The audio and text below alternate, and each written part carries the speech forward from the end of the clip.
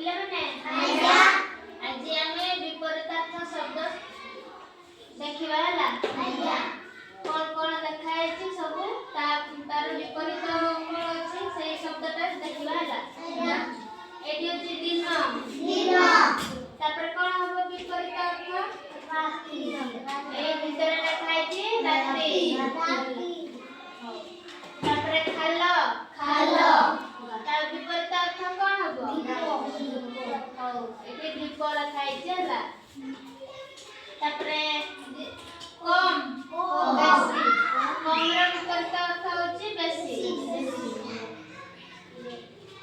ତାପରେ ହାଲୁକା। ତାର ବିପରୀତ ଅର୍ଥ କଣ ହବ? ଭାରୀ ହବ। ଆଉ ସୁଖ। ସୁଖର ବିପରୀତ ଅର୍ଥ କଣ ହବ? ଦୁଃଖ ହବ। ଏ ଭିତରେ ଲେଖା ହେଇଛି ଦୁଃଖ।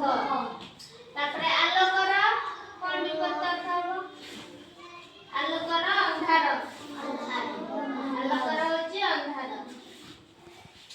ତାପରେ ଆଗର କଣ ହବ ବିପରୀତ? ଏଟା ପଛ ହବ। ହସ। ହସ ହଉଛି ବିପରୀତ ଅର୍ଥ କାନ୍ଦ।